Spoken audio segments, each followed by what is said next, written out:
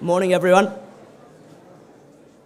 Sorry, we don't have that much of a transition time. We have a very busy schedule, but I hope you all enjoyed that hugely insightful speech into China's development.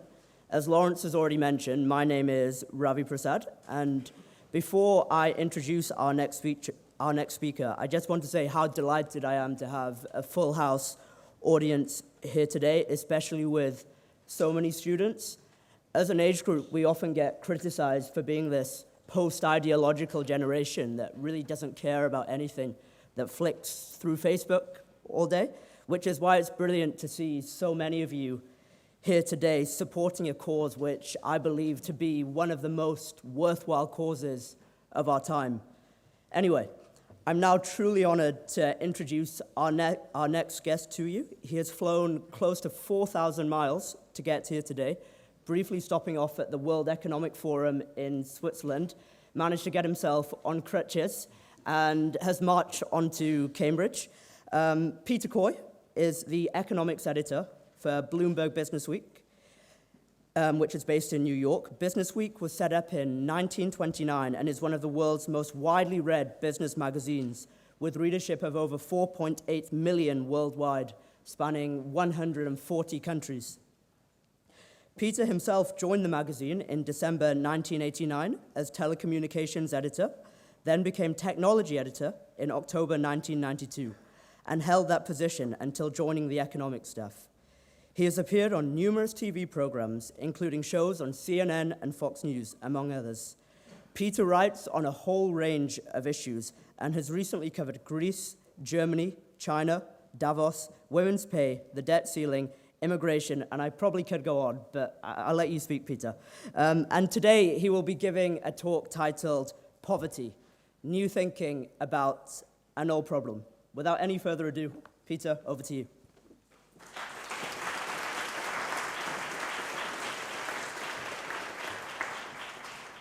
Thank you very much.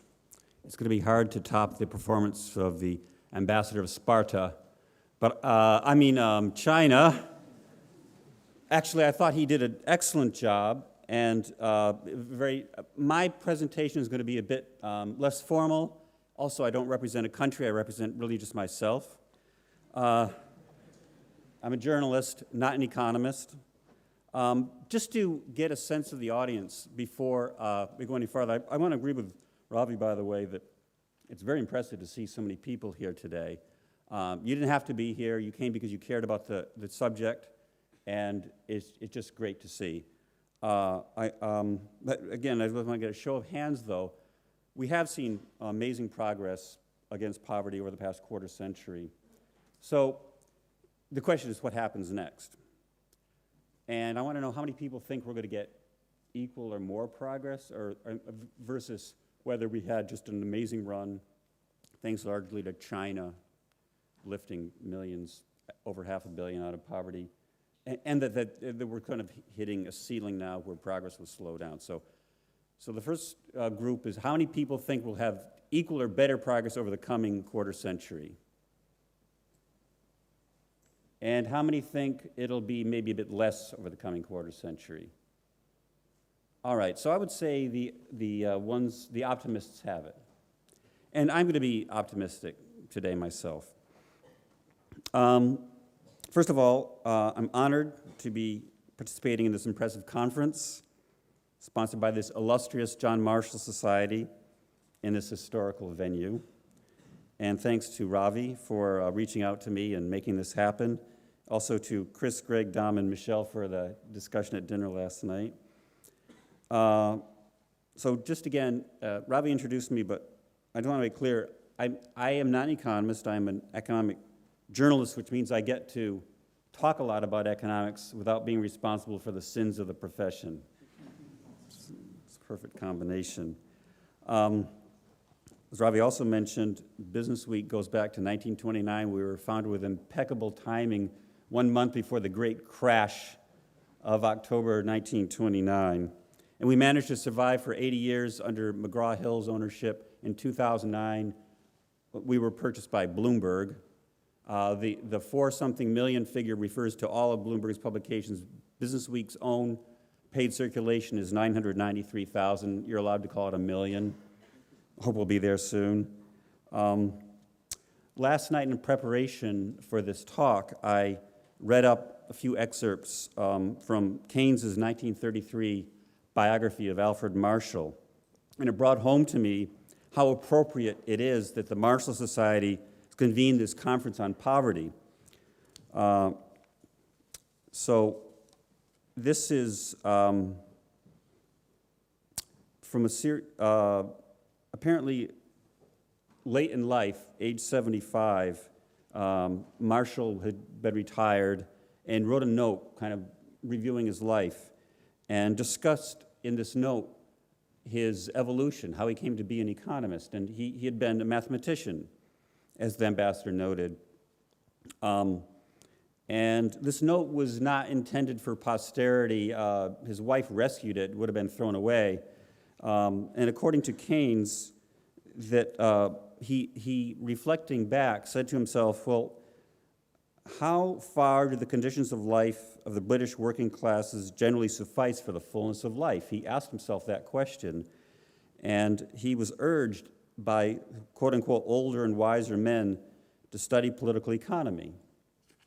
So he looked around for what he could say about political economy, and he came across Mill, read a lot of Mill, and that led him to think more and more, well, what is the problem here and how to solve it? And he said, quote, in my vacations, I visited the poorest quarters of several cities and walked through one street after another, looking at the faces of the poorest people.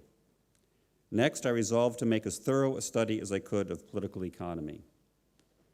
And I think that's just a marvelous passage, because the idea of an economist, a guy who with that mathematical background, looking into the faces of the poorest people is just so meaningful, and it's really inspirational, I think, to anybody, not just economists, but to people in general. Look into the faces of the poorest people.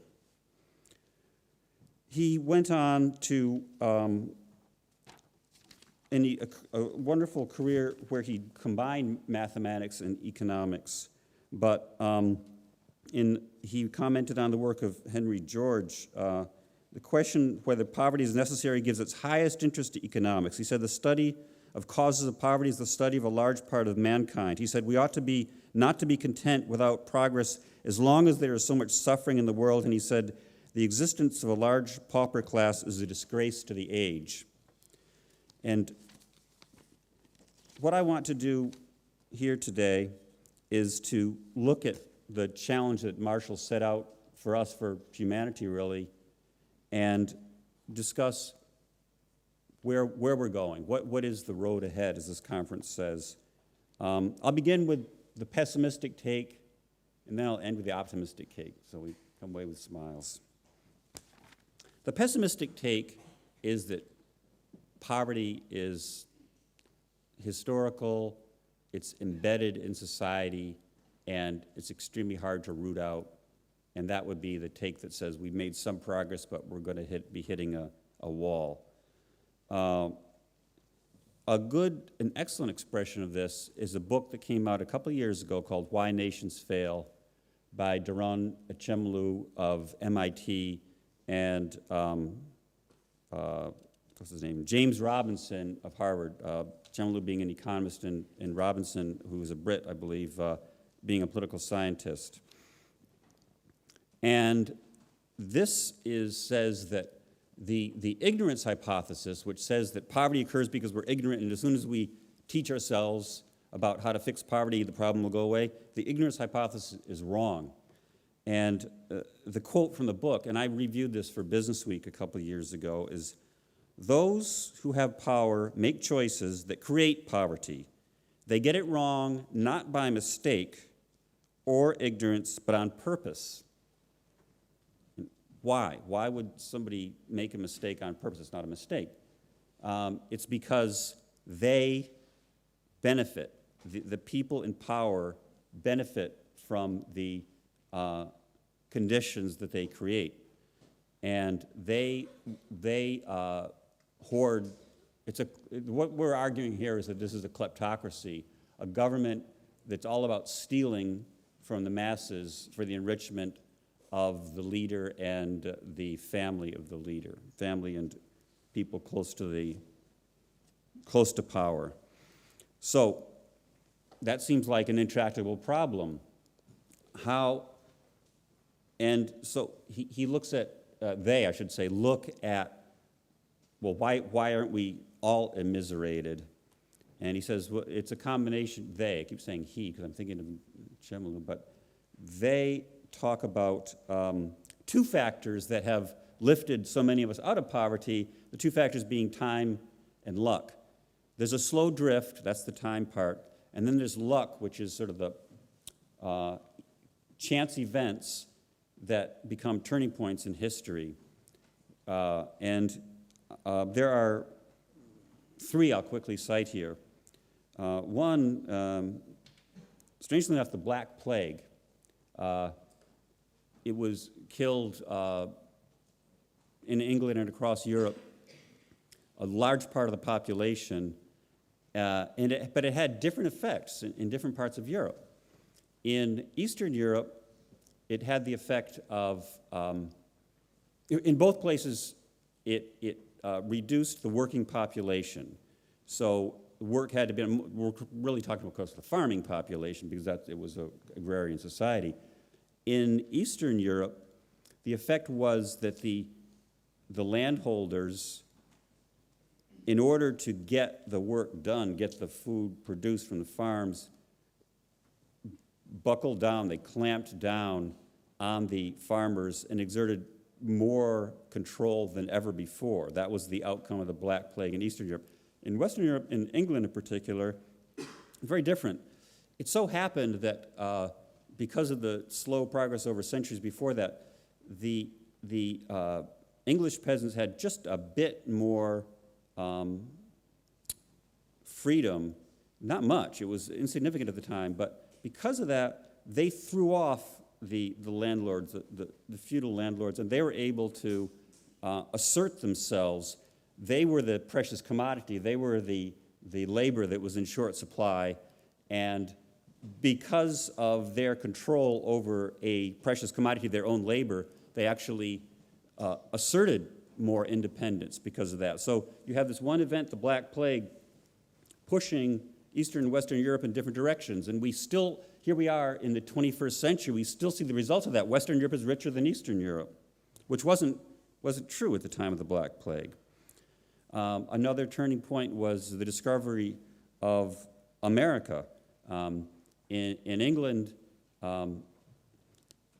Elizabeth I and the royal insiders were not able to monopolize the Atlantic trade, whereas in Spain, the king was able to monopolize. So the king of Spain became very wealthy, controlled all the gold, and it became an absolute monarchy, whereas Elizabeth was forced to share. The parliament which already had some power, gained more power because of the rise of the bourgeoisie.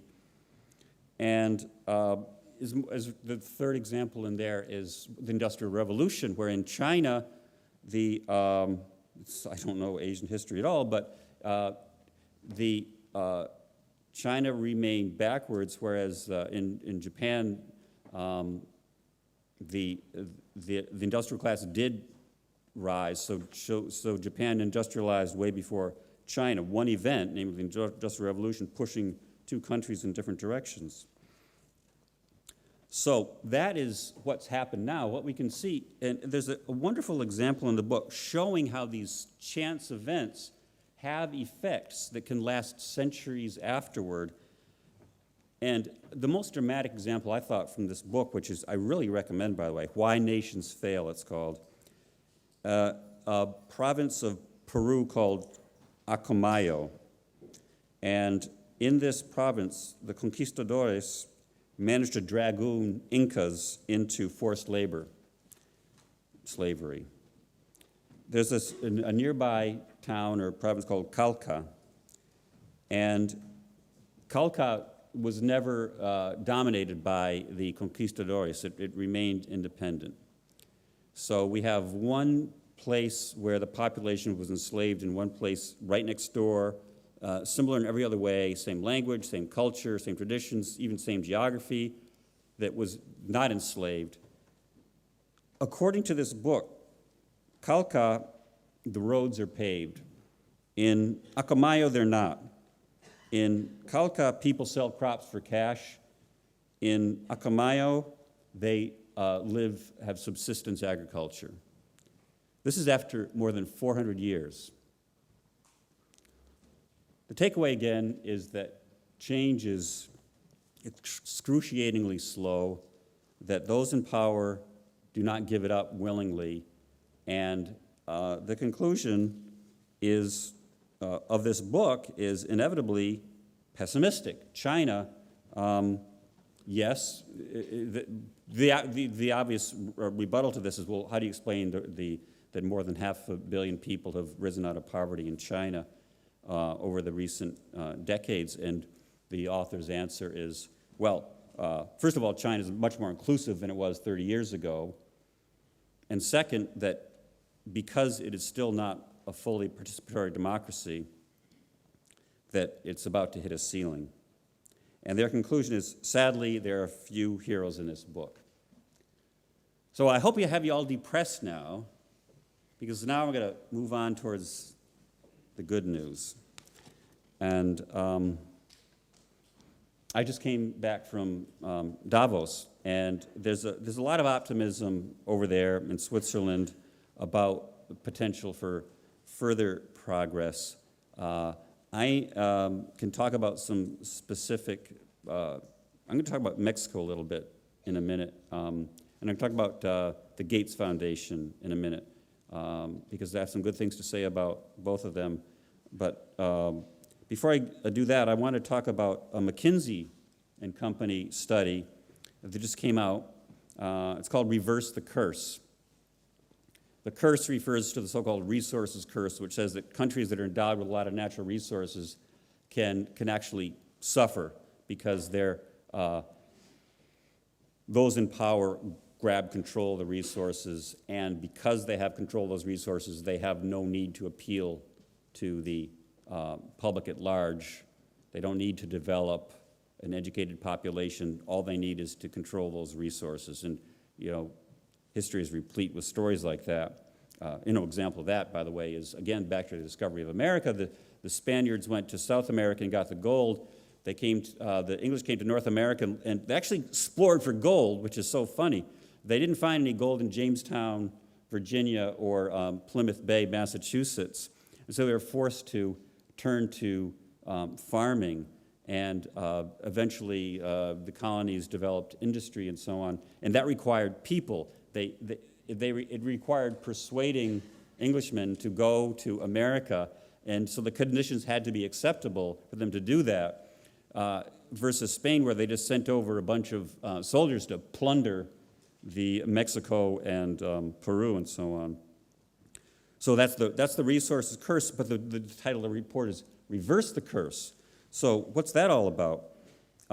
They say that countries driven by resources, as of 2011, accounted for 26% of global GDP. So it's actually an increase. It used to be just 18% of GDP in 1995. So we need to worry about these countries, and 69% of people who are in extreme poverty are in these, they call them resource-driven countries. Resources referring to oil, gas, and minerals. How do you reverse the curse? And they're optimistic that it can be reversed, that it's already been reversed, and there's more progress ahead of us. One is building institutions and governance, stable regulation, exposure to competition. Number two, developing infrastructure, removing bottlenecks such as inadequate roads, ports, inadequate electrical grids, water supply. Third, robust fiscal policy and competitiveness. Fourth, supporting local content, and yet being careful not to put on such onerous local content requirements that the businesses become uncompetitive. Fifth, spend the windfall wisely, which is especially difficult in countries whose commodities are volatile in price. You can see why. The windfall, the high prices come, money's abundant. Zambia is a perfect example of a country that had, I believe, copper, prices very high, built up an elaborate welfare state, and then when the prices plunged, they were forced to dismantle it, and they were worse off than if they'd never done it in the first place.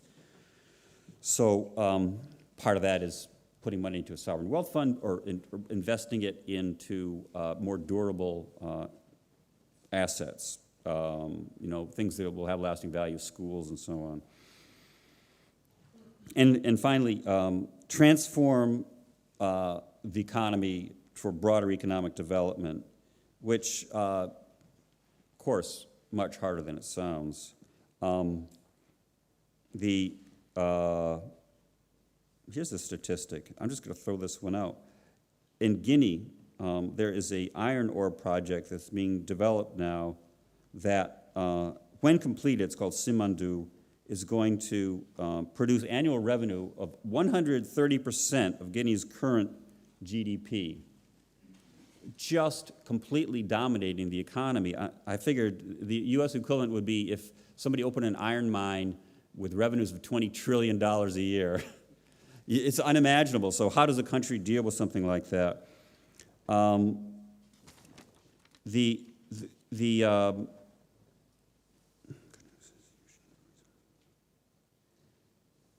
The good news is we have seen countries reversing the curse already. Some of them are well-known examples: Norway, Canada, Chile, Australia, United Arab Emirates. But according to this McKinsey report, some of the countries you wouldn't necessarily expect have also done well. Botswana has been a huge success story in Africa, especially with its fiscal policy. They call out Malaysia and South Africa for doing a good job of developing local content, and Bahrain and Kuwait for spending their windfall wisely or putting it into sovereign wealth funds. I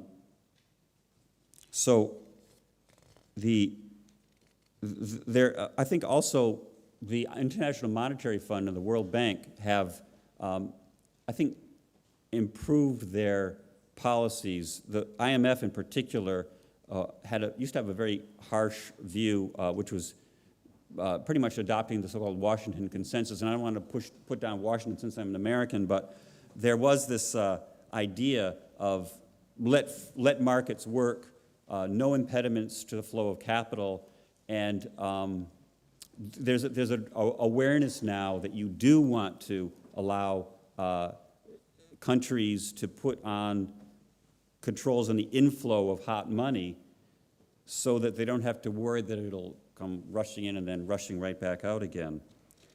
So I'm going to jump ahead now to some of the recent reporting I've done on Mexico.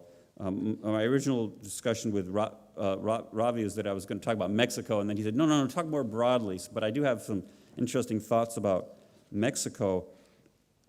I wrote a piece last year based on a Boston Consulting Group study about the rise of Mexico. It's been a huge success story. It was a poor country, now it's a middle-income country. And their wages, adjusted for productivity, because actually Mexico has higher labor force productivity than China does, that's unit labor cost for you economics majors there, will be 30% lower in Mexico than China by next year. Mexico benefits from free trade agreements, especially with the United States. It has cheaper energy, and it has industry clusters, in particular auto manufacturing and auto parts. And I'm going to quickly talk about an interview I had with the CEO of a company called San Luis Rossini, which is one of the leading makers of auto parts in Mexico. The country, this is somebody who was in Davos as well, but I talked to him before that. I'm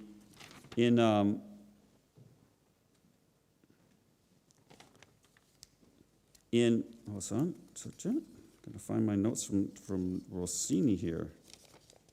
The country, it makes sort of prosaic products like rear leaf springs for trucks. That's suspension. It's among the most 100 important suppliers in the world. It makes disc rotors for brakes. It has the largest integrated foundry in North America. 5 years ago, it had 11% market share for GM trucks. Now it has up to 60% for some products. It is a huge success story. It is a modern, world-leading auto parts maker in a country that was not known for that. Mexico now has, believe it or not, has more auto manufacturing than the American Midwest. It can happen, and it has happened. We have the evidence right there. And it's not just, by the way, low-tech manufacturing. They do innovative design. They came up with a design that reduced the weight of the disc in a disc brake by 18% by somehow putting together two different kinds of metal in a way that hadn't been done before. They're supplying, I believe, some of the fanciest automakers in the world. Maserati, for example, they're the only Mexican company making brake parts for Maserati's shipping to Italy. So this is like a fact on the ground that says to Durana Chemulu and James Robinson, yes, you have a lot of history to cite, but look at the evidence. Countries can rise up from poverty. They can pull themselves up by their bootstraps. Of course, Mexico benefited from the North American Free Trade Agreement. It benefited from low wages. Mexico still has low wages. That's something that has to change. But successful companies like San Luis Rossini are adding the value that allows them, that justifies paying higher wages. And as more and more of Mexico, despite all its challenges, can be brought into the global trade, the more more poverty will become history in Mexico. And I want to turn finally to a guy named Bill Gates. He was in Davos as well. But what I'm going to be quoting from here is not what he said there, but what he said in his Gates Foundation newsletter, which just came out, and it was called 3 Myths That Hold Back Progress, and maybe I left it in my briefcase. Just give me a second here. I'm looking for my notes about Bill Gates. 1 second. I might have to do this from memory, but sorry. Here we go. First myth, countries are doomed to stay poor. Well, China, again, is the first piece of evidence disproving that myth. According to Gates, he has a very optimistic prediction. He says that by 2035, there will be almost no poor countries left in the world. Now, he defines that to mean poor as in low income as defined by the World Bank. And he said pretty much all of South America and Central America and Oceania, possible exception of Haiti, will be out of the low-income group. Coastal Africa will be pretty much out of the low-income group. There may be some landlocked countries in Africa that will remain extremely poor, and then certain failed states in other parts of the world. But they'll be down to just a handful of countries, low-income countries that are just poor overall. Second, the second myth is that fighting poverty is a big waste. And you hear that from some people. You know, we're just pouring money down a rat hole. Well, he says, look at the success of vaccinations, for example. Polio, we're down to under 400 new infections a year worldwide. Quarter century ago, there were 350,000 new infections a year worldwide. By 2035, if we continue progressing the way we progressed, child mortality worldwide will be down to the level that the U.S. managed to reach in 1980. Quote, the next time someone tells you we can trim the budget by cutting aid, I hope you'll ask whether it will come at the cost of more people dying. Third myth, overpopulation. A lot of people worry, and this is that, well, we're saving all these lives of poor people, the population, the world population will have an overpopulation problem. Well, even if you do worry about overpopulation, it turns out that it's not the issue at all, because the evidence is quite clear that countries with the most deaths, the highest mortality rates, have the fastest growing populations. And a good example of that is Afghanistan. Over 10% of children die in childhood in Afghanistan, and yet and in spite of all the violence, in spite of all the poor nutrition and health and disease, the population of Afghanistan is expected to increase from 30 million now to 55 million by 2050. So the idea that you would hope to hold down the population, some kind of Malthusian process of making sure that people die young is not only heartless but stupid. And the quote that Bill Gates quotes his own wife, who is the co-founder of the Gates Foundation: "We make the future sustainable when we invest in the poor, not when we insist on their suffering." So I'm keeping my remarks on the short side so that we have time for a question and answer, but I hope that I persuaded you that those who raised their hands for the second answer, that in fact we have much more progress ahead of us in the years to come in fighting poverty. Thank you very much.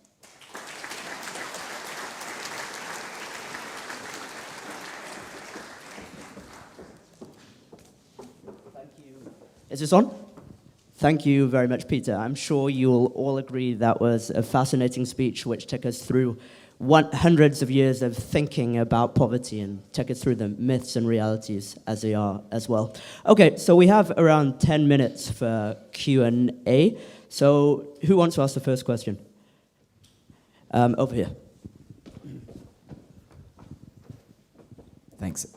So if you actually read the letter written by Bill Gates, one of the quotes he says is, wealthy countries also need to make policy changes like opening their markets and cutting agricultural subsidies.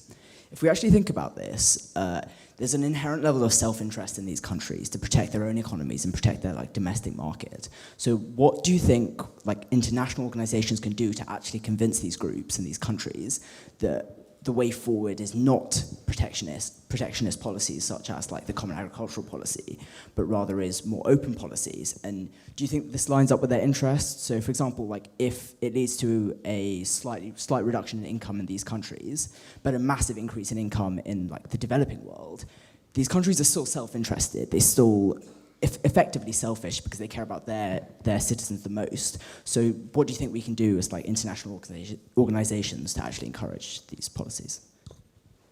Yeah, that's a very good point. The common agricultural policy, subsidizing farmers. I was just in Switzerland, and it's beautiful, right? You see these Swiss dairy farms just at the foot of the Alps, and how lovely, you think. But really how impractical. They would be much better off importing their food from developing countries that need the money much more. And the same could be said of other countries that have massive agricultural subsidies. So, and it's a win-win, it should be, because the consumers of Europe and other countries that subsidize agriculture would get cheaper food. There would be less taxpayer expense, and the sellers of the food in the developing world would benefit as well. To me, it's a matter of the interest of the many winning out over the interest of the few. You know, the farmers in these countries have managed to persuade people that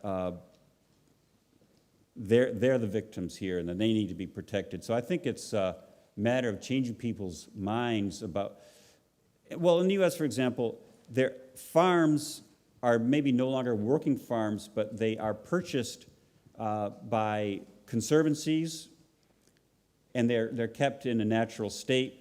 They're still beautiful. They go to pasture or something, but there's not money coming out of the treasury into farmers' pockets for no good purpose. So you can preserve, if what you care about is rural beauty, you can still have that and without cost to the developing world. I don't know. It's a tough one, obviously. For decades now, these agriculture policies have been amazingly persistent, but I think just creating more awareness of the problems is a good first step. Thank you. Any questions? Just at the front over here.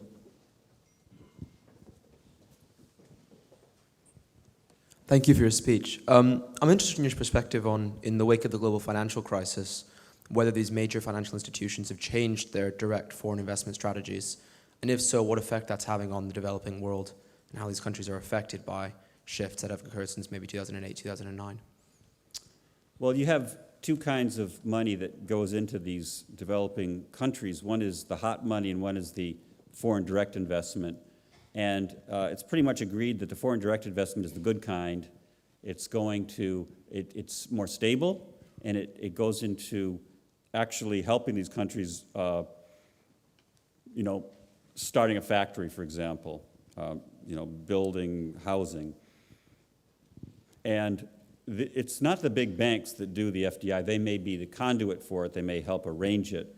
They're not doing it. What they're doing is more the hot money. They're speculating on currencies, and we talked about this a bit, but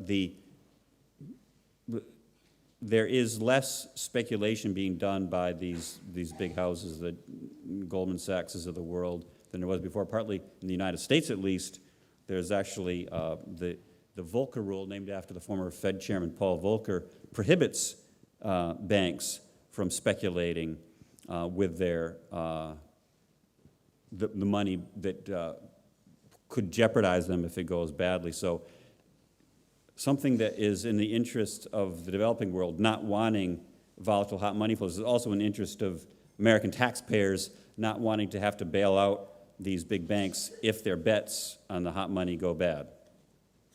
Thank you. Okay, we've got time for one more question. Just over there.